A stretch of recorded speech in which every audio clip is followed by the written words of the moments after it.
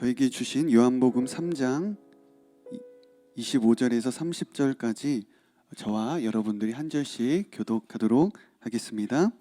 요한의 제자들 중 몇 사람과 어떤 유대 사람 사이에 정결의식과 관련해 논쟁이 붙었습니다. 요한의 제자들이 요한에게 와서 말했습니다. 라비여, 전에 요단강 건너편에서 선생님과 함께 계시던 분, 선생님이 증거하셨던 그분이 지금 세례를 주고 있는데 사람들이 다 그분께로 가고 있습니다. 이 말에 요한이 대답했습니다. 하늘에서 주시지 않으면 사람은 아무것도 받을 수 없다. 내가 전에 나는 그리스도가 아니고 그분보다 앞서 보냄을 받은 사람이다 라고 한 말을 증거할 사람들은 바로 너희다. 신부를 얻는 자는 신랑이다. 그러나 신랑의 친구는 신랑을 기다렸다가 신랑의 음성을 들으면 그 음성으로 인해 매우 기뻐한다. 나는 이런 기쁨으로 충만하다. 그분은 흥해야 하고 나는 쇠해야 한다. 아멘. 네, 말씀 나누도록 하겠습니다. 지난주에 있었던 일입니다. 지난주에 한번 시간을 내서 아들과 함께 그 장난감 가게를 갔어요. 이곳이 일반적으로 애들을 키우면요, 부모가 아이들과 그렇게 가기를 꺼리는 곳입니다.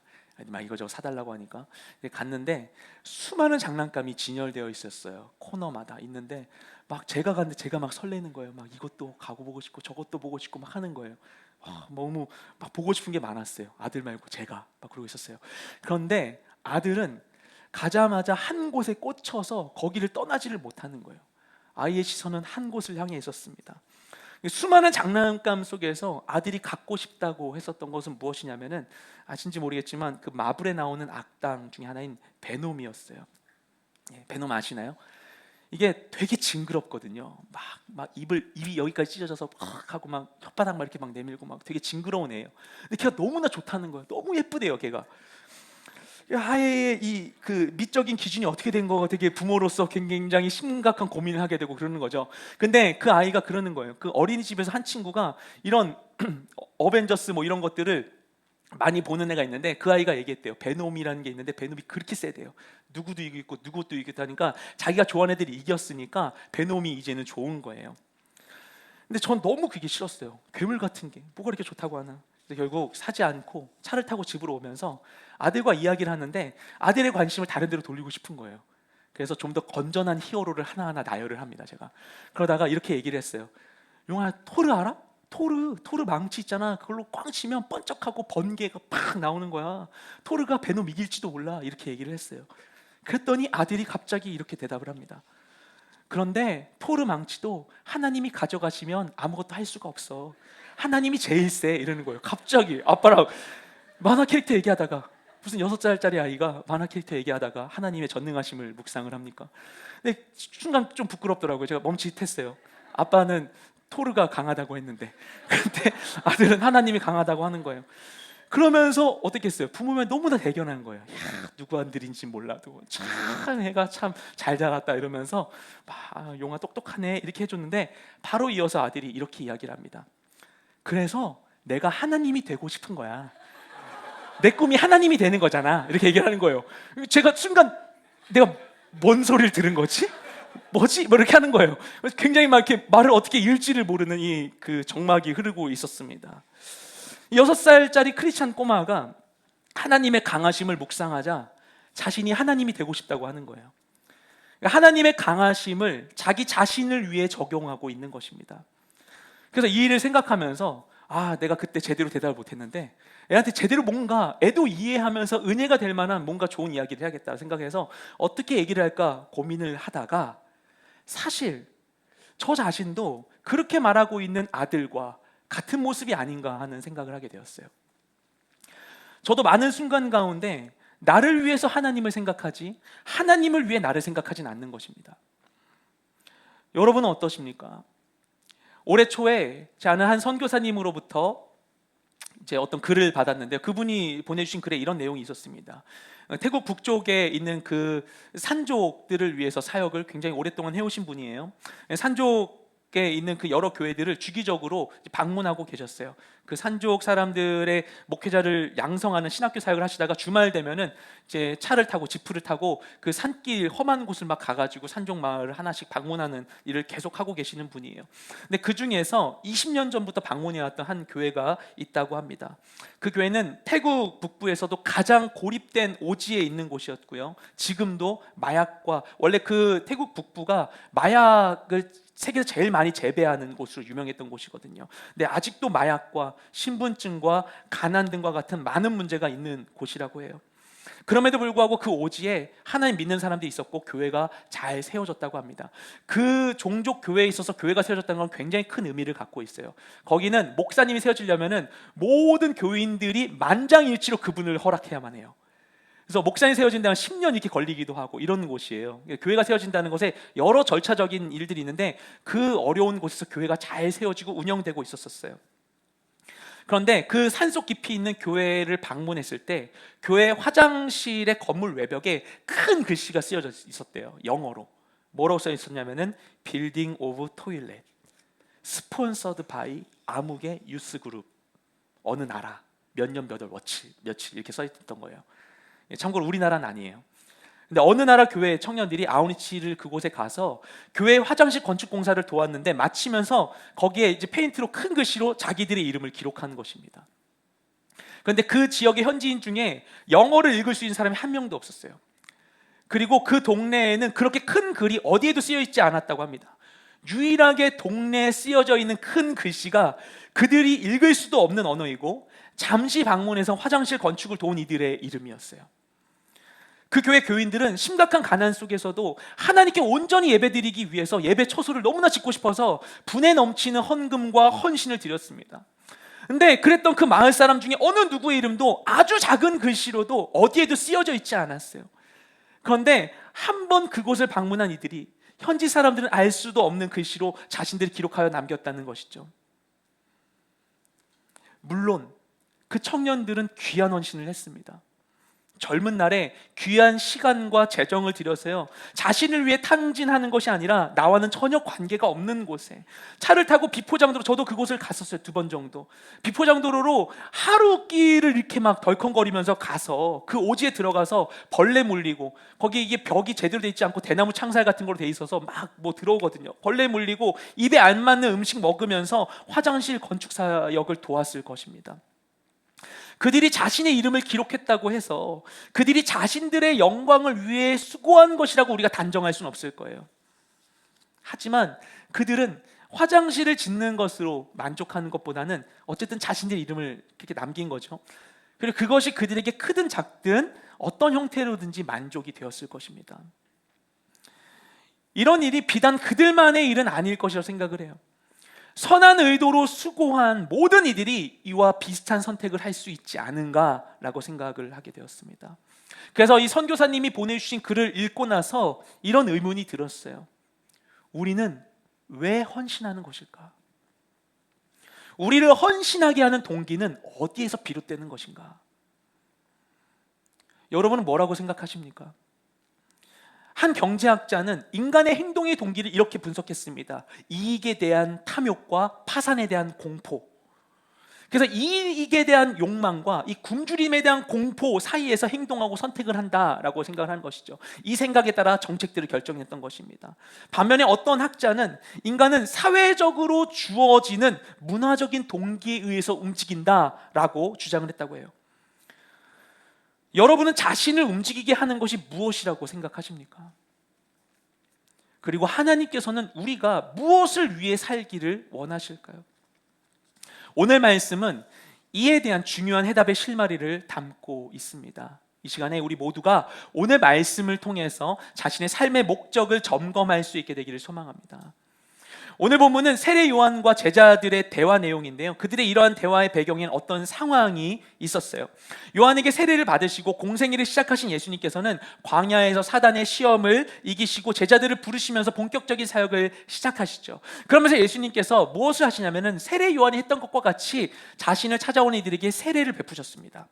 근데 이 형태는 우리가 오해할 수 있는데, 나중에 이제 요한복음 4장 2절을 보면 예수님이 직접 한 명씩 세례를 주신 게 아니라 세례 집례 행위는 제자들이 했고 예수님이 그것을 전체적으로 주관하고 계셨던 것이죠. 한편 세례 요한은 어떻게 했는가? 예수님에게 그 사역을 물려주고 자신이 딴 걸 하는 게 아니라 세례 요한은 세례 요한대로 원래 하던 대로 요단강에서 세례를 베풀고 있었어요. 그래서 이 세례를 이제 진행하는 사람이 이전에는 세례 요한 한 명이었는데 예수님이 추가되면서 2명으로 늘게 됐던 것이죠. 그리고 이 상황이 당시에 요한을 따르던 제자들에게 큰 근심이 되었습니다. 우리 25절 말씀을 함께 읽겠습니다. 시작. 요한의 제자들 중 몇 사람과 어떤 유대 사람 사이에 정결 의식과 관련해 논쟁이 붙었습니다. 아멘.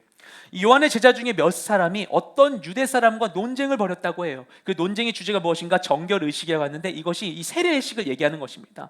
그리고 말씀의 맥락으로 볼 때 이들이 왜 세례를 갖고 논쟁했는가? 그것이 아마도 예수님의 세례와 요한의 세례 중에 어떤 것이 더 나으냐에 대한 것이었을 것이라고 짐작하게 됩니다.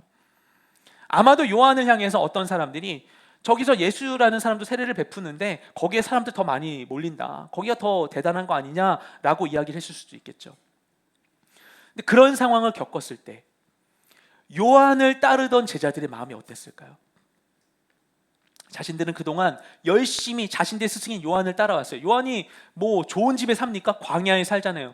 요한 따라다닌다는 건 그냥 같이 광야에서 그냥 생고생을 한다는 거예요. 근데 그것을 한 거예요. 자신의 모든 것을 포기하고. 많은 포기와 헌신이 그들에게 있었을 것입니다.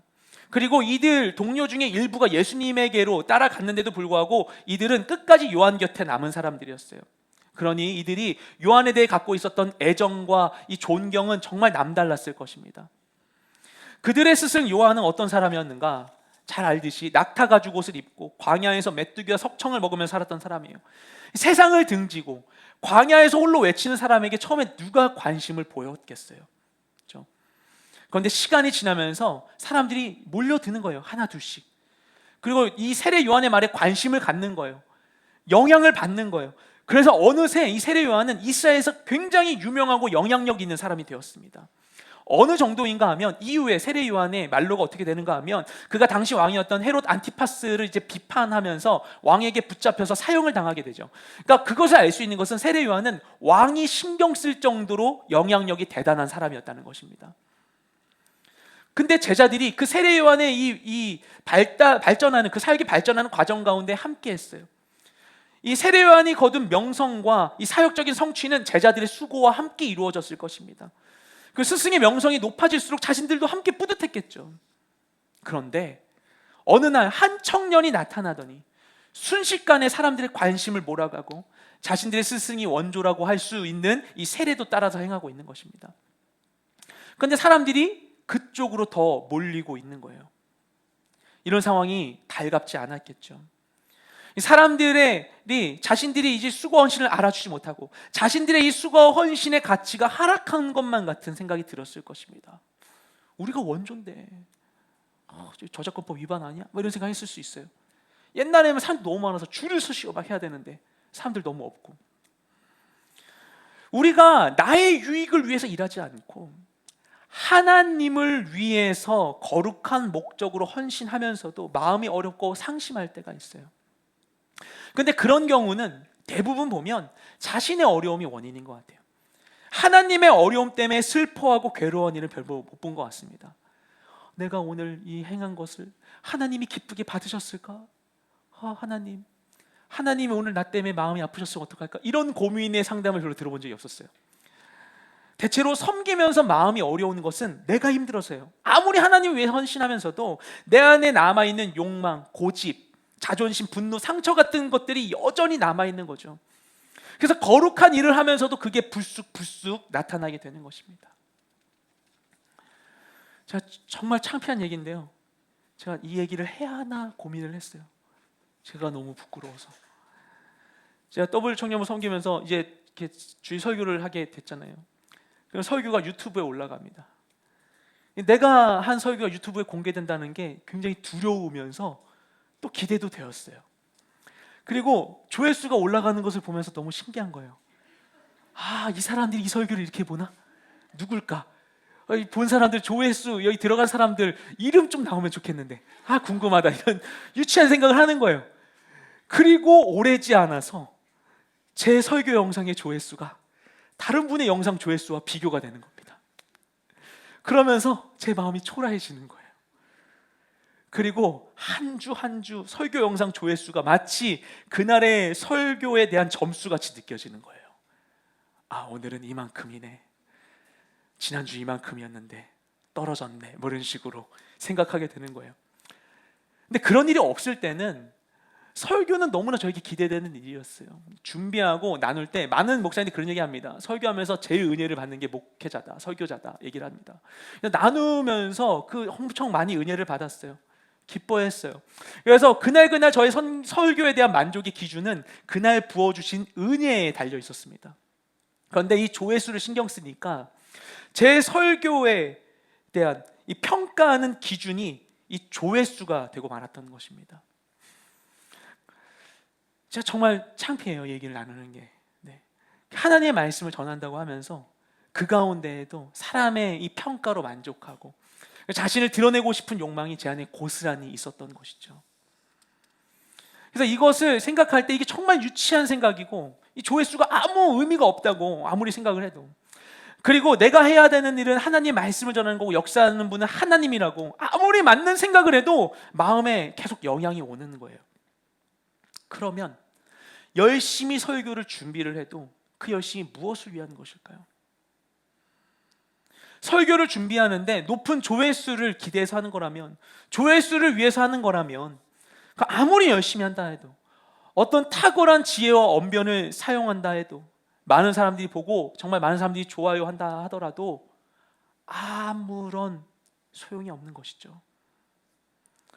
로마서에서 바울은 헛된 가치를 위해 수고하는 자들을 향해서 이렇게 이야기합니다. 로마서 1장 23절 말씀을 함께 읽겠습니다. 시작. 썩어지지 아니하는 하나님의 영광을 썩어질 사람과 새와 짐승과 기어다니는 동물 모양의 우상으로 바꾸었느니라. 아멘. 바울이 얘기하는 거예요. 하나님이 우리에게 썩지 않을 영원한 그분의 영광을 보여주시는데, 하나님을 버리고 자기 욕망을 찾아 행했던 사람들이 결국 선택한 것이 무엇인가? 썩어 없어질 수밖에 없는 영원하지 않은 사람을 쫓고, 그리고 동물 모양으로 만든 우상을 쫓고 있었다라는 거예요. 진짜 가치 있는 것은 알아보지 못하고 가치 있는 것을 버리고 헛된 것을 위해서, 가치 없는 것을 위해서 수고하고 있다라고 이야기하는 것이죠. 썩어 없어지지 않을 영원한 가치를 위해 살도록 진리를 전해야 하는데, 제가 목회자라면 근데 썩을 것을 위해서 헌신한 거예요. 그래서 하나님께 회개했습니다. 요한의 제자들이 그랬어요. 그들은 예수님에게 사람들이 몰리는 게 싫었어요. 예수님이 원망스러웠어요. 예수님 때문에 자신들이 수고한 결실이 무너져 내리는 것이 너무나 싫었습니다. 그래서 그들이 요한을 찾아가 이야기합니다. 그러니까 26절 말씀을 읽겠습니다. 시작. 요한의 제자들이 요한에게 와서 말했습니다. 랍비여, 전에 요단강 건너편에서 선생님과 함께 계시던 분, 선생님이 증거하셨던 그분이 지금 세례를 주고 있는데 사람들이 다 그분께로 가고 있습니다. 아멘. 이 요한의 제자들이 요한에게 한 말을 다시 읽어볼게요. 랍비여, 전에 요단강 건너편에서 선생님과 함께 계시던 분, 선생님이 증거하셨던 그분이 지금 세례를 주고 있는데 사람들이 다 그분께로 가고 있습니다. 그러니까 지금 예수님도 다른 데서 요한처럼 세례를 베풀고 있는데 사람들이 다 그 사람한테 가고 있다는 거예요. 근데 이 사실을 전하고 있는 그들의 심정이 어떤지가 이 세례 요한과 예수님에 대한 호칭에서 엿볼 수 있습니다. 세례 요한에게 뭐라고 합니까? 랍비어라고 부르고 있죠. 이 호칭은 그저 상대방이 직업적으로 랍비거나 선생이어서 부르는 말이 아니에요. 이게 상대방에 대한 깊은 존경을 품고 있을 때 쓰는 호칭입니다. 굉장히 높여서 세례 요한을 표현하는데, 근데 예수님에게는 뭐라고 하는가? 예수님에게는 전에 요단강 건너편에서 선생님과 함께 계시던 분, 선생님이 증거하시던 그분, 이렇게 이야기합니다. 이 랍비어라는 말, 요한복음에서 보면 의미심장할 때 쓰입니다. 니고데모가 예수님 찾아갈 때, 나다나엘이 예수님 메시아인 걸 알게 되었을 때, 요한의 제자들이 예수님을 따라갈 때 랍비어 하면서 예수님을 맞이합니다. 그런데 반면에 예수님에게 썼던 표현, 근데 오늘 이 본문을 보면 우리말 성경에는 그분이라고 해서 이게 높임말로 표현되어 있지만 원어에는 이런 높이는 표현이 없어요.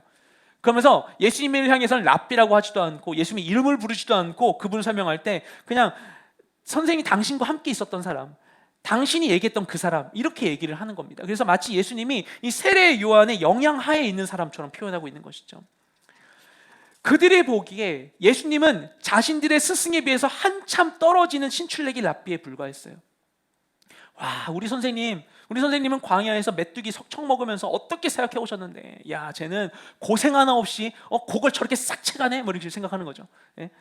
제가 메뚜기 맛을 알겠어? 제 광야 이슬 좀 맞아봤을까? 아, 쟤도 우리처럼 좀 몇 년 정도 해봐야 되는데, 이런 식으로 생각했을지 몰라요. 그런데 그 예수님이 세례 요한의 허락도 없이 같은 사역을 마음대로 행하고, 그런 상황 속에서 사람들이 그동안 열심히 세례를 베풀었던 세례 요한이 아니라 이제 막 사역을 시작한 고생 모르는 햇병아리 같은 예수님께 몰리는 것으로 보이니까 그들의 시선으로 볼 때 너무나 속상했겠죠. 그런 이들을 향해서 세례 요한이 대답합니다. 우리 27절 말씀을 함께 읽겠습니다. 시작. 이 말에 요한이 대답했습니다. 하늘에서 주시지 않으면 사람은 아무것도 받을 수 없다. 아멘. 요한의 제자들은 예수님과 세례 요한을 비교했어요. 그리고 자신의 스승보다 예수님에게 더 많은 사람들이 몰리는 것을 보고 속상해했어요.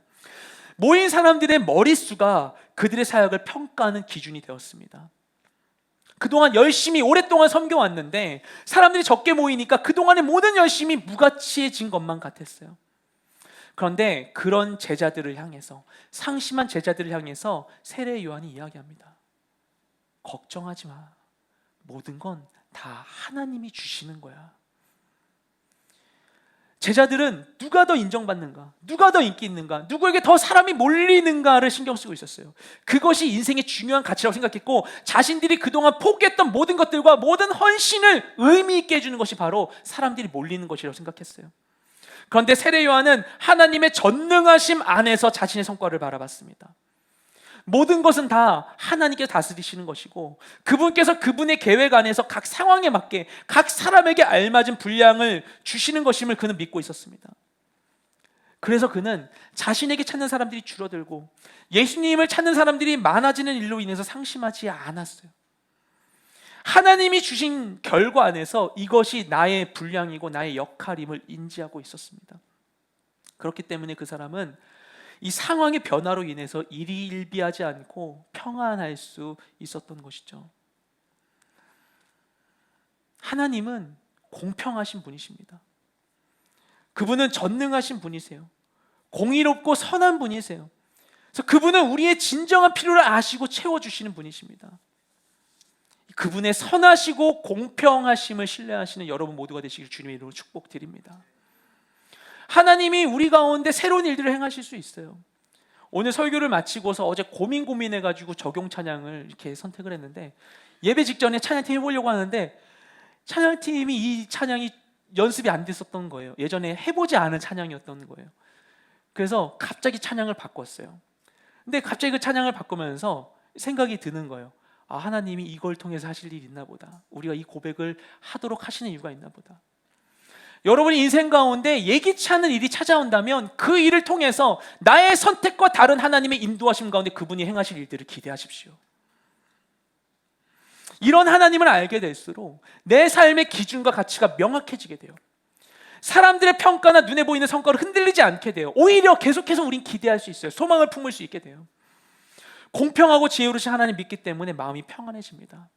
이런 상태를 바울이 이렇게 고백하죠. 우리 빌립보서 4장 11절부터 13절 말씀을 함께 읽겠습니다. 시작. 내가 궁핍함으로 이런 말을 하는 것이 아닙니다. 나는 어떤 처지에 있든지 자족하는 법을 배웠습니다.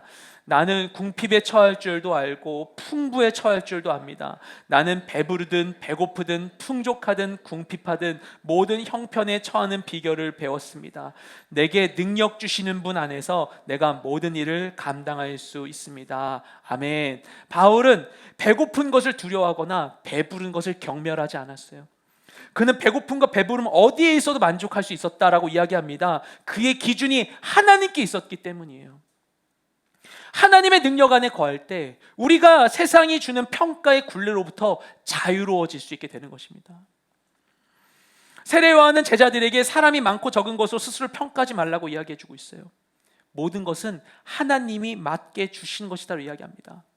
그러면 이 말은 다 그냥 하나님이 알아서 해주는 거니까 그냥 뭐 굳이 열심히 하지 마, 대충 해라고 이야기하는 걸까요?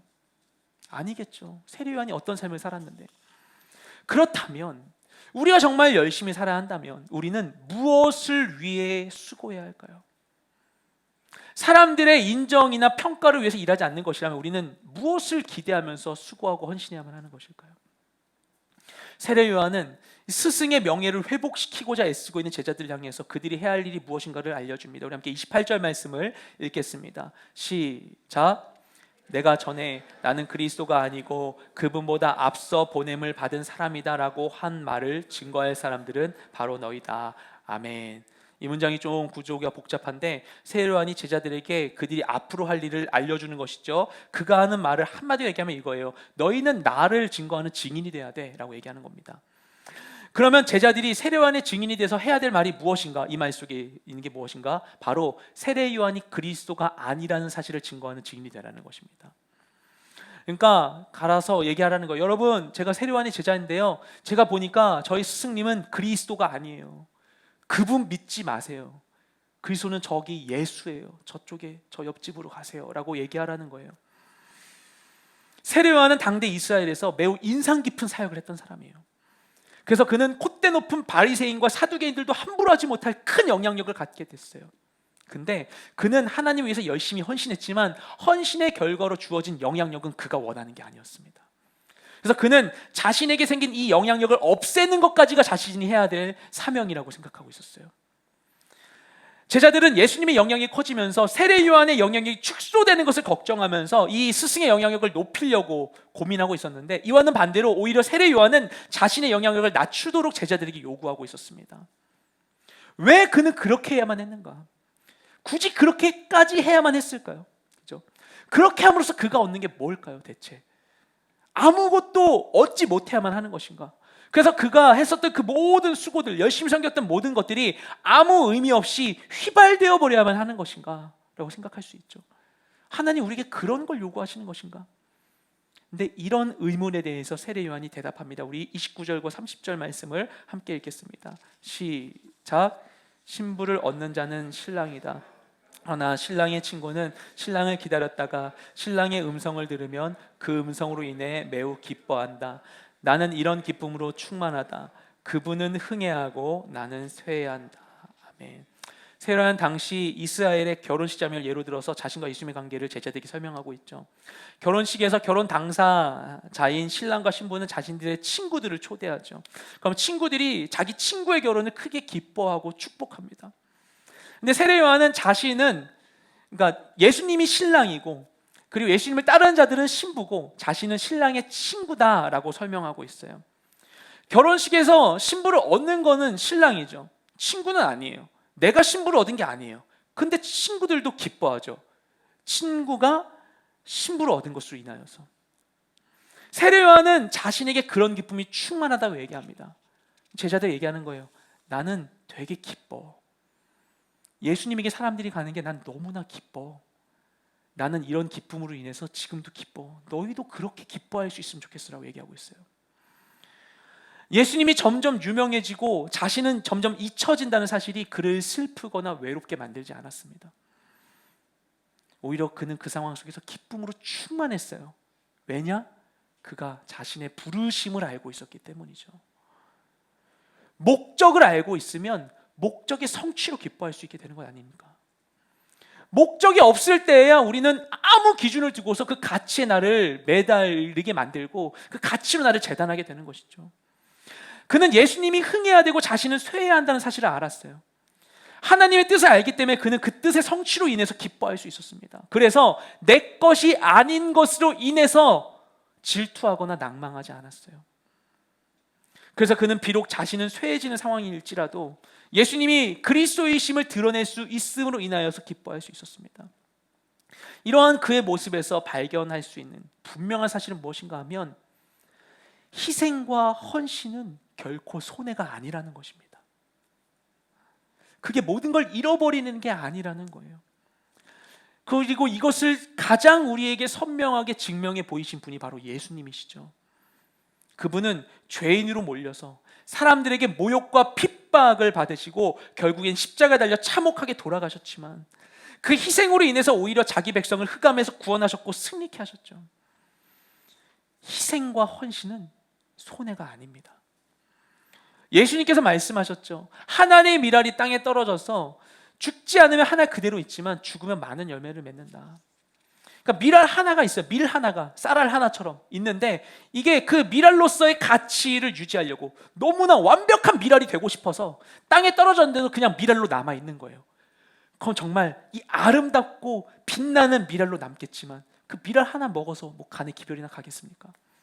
근데 그 밀알이 밀알로서의 형태를 버리고 그냥 땅에 뿌리를 내리면 이게 곡식으로 자라서 수많은 열매를 맺게 되는 것입니다. 이처럼 희생과 헌신은 손해가 아닙니다. 그러면 예수님이 그리고 세례 요한이 희생과 헌신을 선택할 수 있었던 이유는 무엇일까요? 무엇이 우리가 살아갈 수 있는 분명한 동기가 될 수 있는 것일까요? 그것은 바로 부르심입니다. 나를 향한 하나님의 뜻이 무엇인가를 찾으며 나아가야만 하는 것이죠. 세례 요한은 자신을 향한 하나님의 뜻이 무엇인지 알고 있었어요. 그가 모든 걸 다 알았던 건 아닙니다. 하나님의 뜻이 정말 궁금한데 내가 무엇을 위해 살아야 될까요? 하는데 하나님이 내가 너한테만 알려줄게. 저기 그 예수 있잖아, 너 친척. 걔가 메시아야. 모른 척해? 그랬다가 딱 준 게 아니죠. 메시아에게 이 메시아를 만나는 것에 대한 부르심이 그에게 있었지만 예수님이 메시아임을 깨달았던 건 예수님이 세례식으로 나올 때였어요. 그에게 모든 것이 완전히 열린 상태에서 길을 갔던 게 아닙니다. 하지만 하나님의 뜻을 좇고 있었던 그에게 하나님은 순간순간 스텝마다 하나님의 뜻을 보여주셨었어요. 그는 그렇게 하나님의 뜻에 순종하며 살아왔던 사람입니다.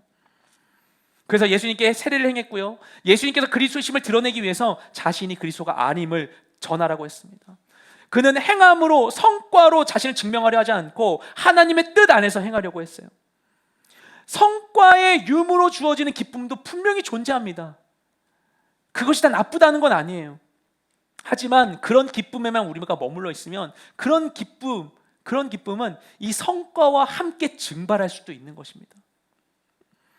반면에 하나님의 뜻으로 인해 얻는 기쁨은 상황이 변해도 결코 빼앗기지 않아요. 왜냐하면 성경에 나온 것과 같이 풀은 마르고 꽃은 시들지만 하나님의 말씀은 영원하기 때문입니다. 우리가 행함으로 정체성을 증명하려 할 때 헌신은 변질됩니다. 자신의 가치를 증명하고자 하는 헌신은 결국 그 헌신의 가치도 격화시키게 됩니다. 사람의 인정과 평가와 가시적인 성과와 성취의 만족을 내려놓는 것은 기쁨을 포기하는 게 아니고요, 열심히 살아야 할 이유를 버리는 것도 아니에요. 오히려 삶의 진정한 의미와 기쁨을 회복시키는 것입니다. 거짓된 가치를 버리는 거예요. 진짜를 향해 나아가는 것입니다. 그래서 예수님께서 제자들에게 이렇게 말씀하시죠. 함께 누가복음 10장 20절 말씀을 읽겠습니다. 시작. 그러나 귀신들이 너희에게 항복하는 것으로 기뻐하지 말고 너희 이름이 하늘에 기록된 것으로 기뻐하라 하시니라. 아멘. 우리가 하나님을 위해 헌신을 하면서도 하나님 앞에서 세상적인 만족을 갈구할 수 있어요.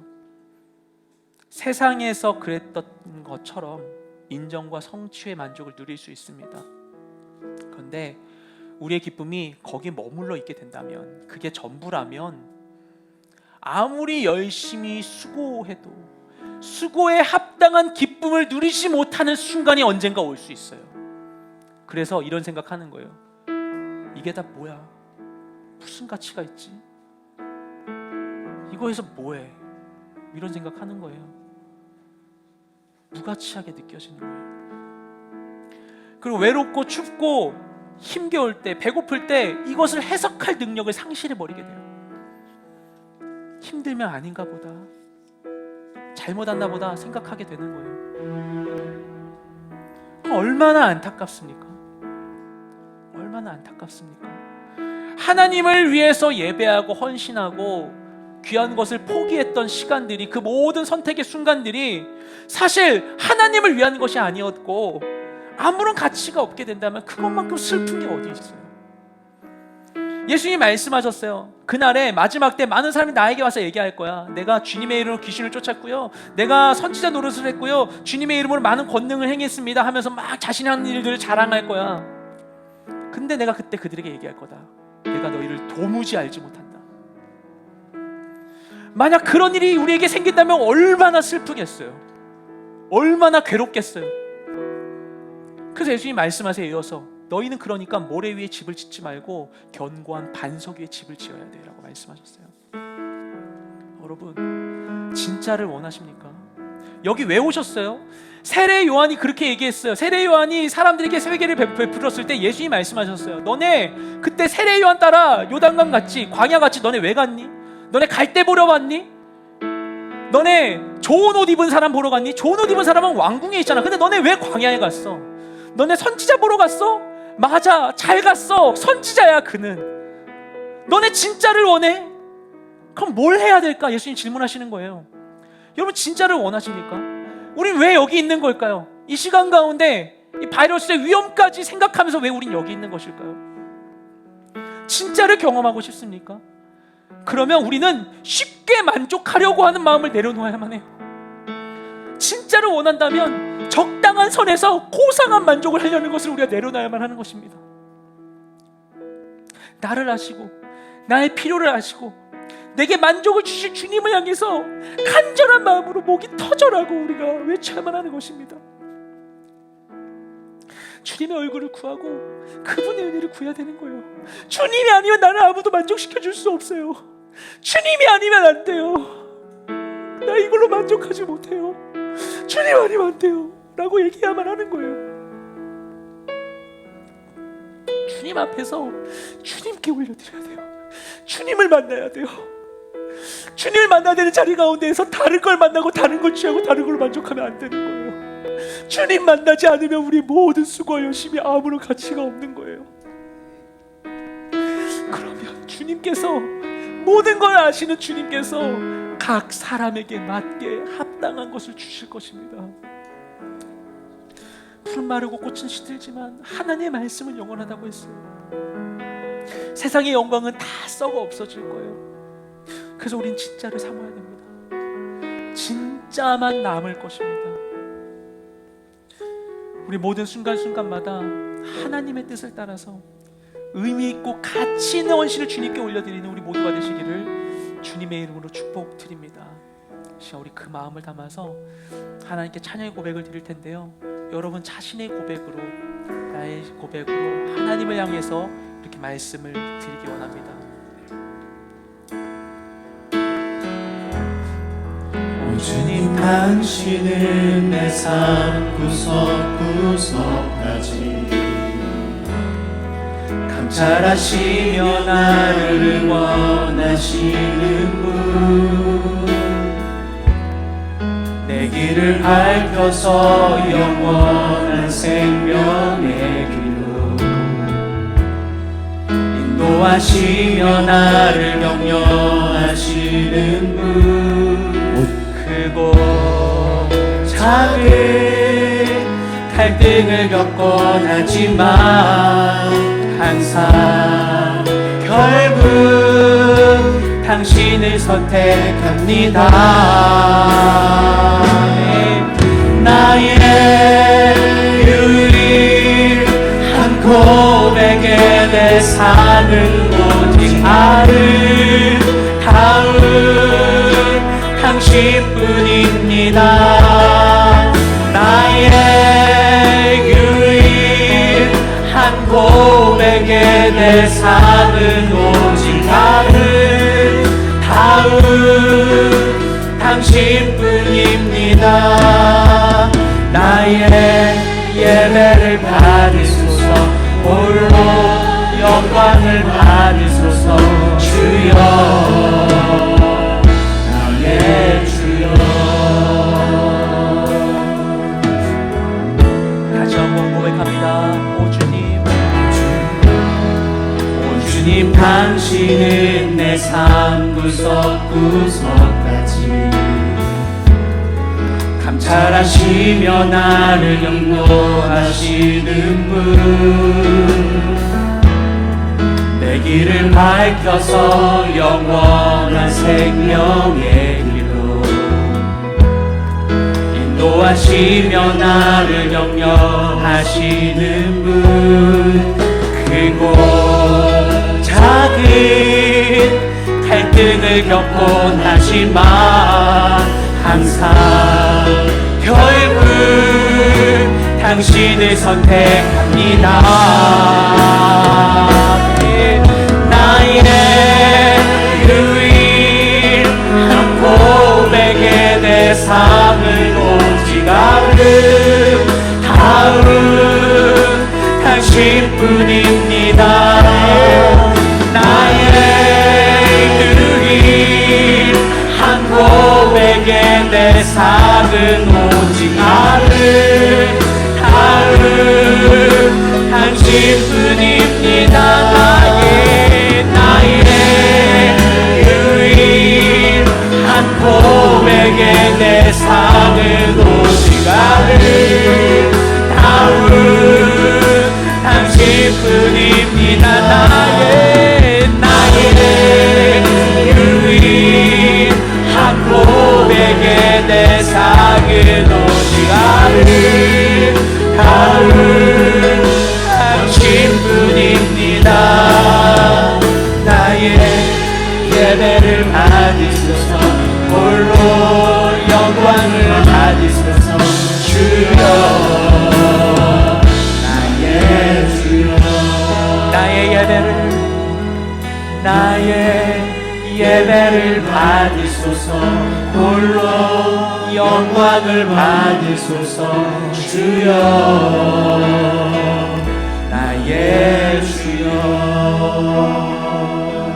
이 시간에 우리가 방금 드린 찬양의 고백과 같이 각자의 음성을 주님께 기도하며 나아가기 원합니다. 주님, 그동안 제가 만족하지 못하게 만들었던 그 모든 세상의 생각과 기준들을 이 시간 십자가 앞에 내려놓기를 원합니다.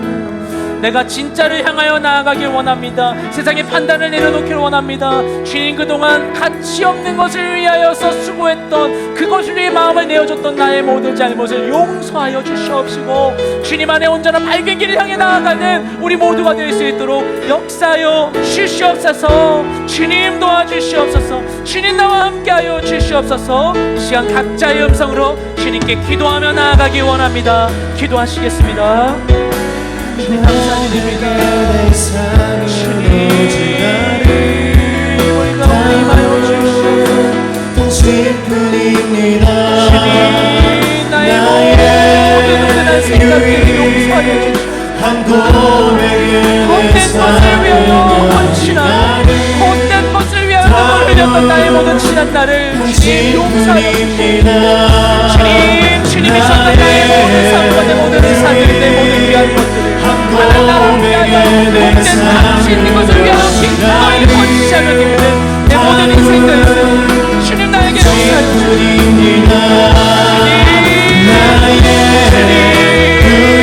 내 모든 것을, 나의 모든 뒷자리, 나의 모든 상실과 주님 나의 모든 허전함을, 주님 내가 헤매고 있는 모든 자들을 주님의 은혜로 채워주소서. 주님의 은혜로 채워주소서. 주님의 은혜로 채워주소서. 그 은혜로 채워주소서. 그 은혜로 채워주소서. 그 은혜로 채워주소서. 그 은혜로 채워주소서. 내 몸 가운데 있는 세상의 기준을 버리게 하소서. 주님의 은혜로 채워주소서. 주님의 은혜로 채워주소서. 주님의 은혜로 채워주소서. 예수의 이름에 받아들이는 모든 것을 세우고 떠나가시오. 모든 것을 세우고 떠나가시오다. 주님 여기 우리 가운데 임하시오다. 주님 우리 가운데 임하소서. 내 모든 것을 온전히 채우소서. 주님의 놀라우신 생명으로 나를 주옵소서. 주님 우리 가운데 주님 우리 가운데 임하여 주옵소서. 우리 여서 한 번 더 주님께 간절한 마음으로 기도하며 나아가기 원합니다. 주님, 내가 주님의 뜻을 알기를 원합니다. 내 이 모든 삶의 자리 가운데 함께 하시는 주님의 그 뜻을, 온전한 뜻을 알기를 원합니다. 내가 어디로 나아가야 할지, 무엇을 향해 나아가야 할지 분명한 주님의 기준을 내가 알기를 원하오니 주님 우리 가운데 임하여 주시어서 정의 나를 가르쳐 주시어서 선명한 주님의 뜻을 따라 순종하며 나아간 내 모든 인생 되게 하여 주시옵소서. 세상이 알지 못하는 기쁨으로 가득한 내 모든 인생 되게 하여 주시옵소서. 주님의 도우심을 구하며 이 시간 기도할 때 다 같이 합심하여 주여 한번 외치며 큰 소리로 주님께 기도하며 나아가기 원합니다. 주여 예배하네. 주님 임하여 주시옵소서. 주님만이 도움이 되십니다. 주님만이 처음과 나중에 되시고 내 모든 것을 하십니다. 주님 나에게 주시옵소서. 주님의 나의 삶에 대해서 알고 나의 삶에 대해서 선택해 주리가 없습니다. 내 삶의 유혹 목적과 가치가 하나님 없습니다. 내 삶의 시작부터 지나는 이가 없습니다. 아버지 주님만이 모든 것을 아십니다. 주님만이 모든 것을 아십니다. 내 삶에 임하여 하나님의 놀라운 사랑 진리 안에 살아있는 우리 모든 인생들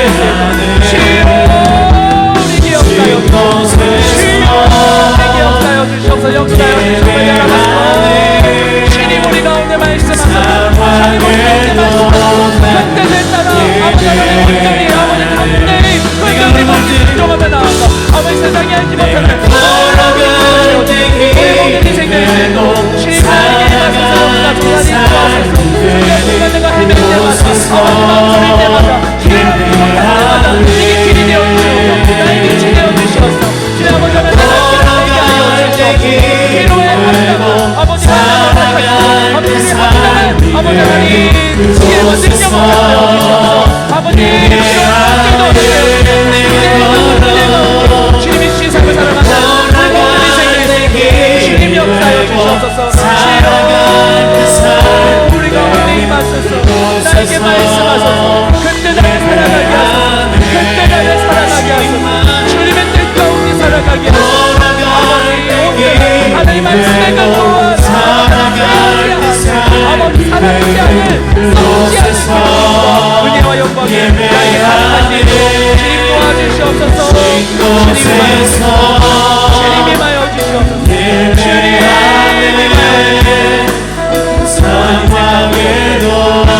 우리 모든 인생 가운데 함께하여 주시옵소서 신 곳에서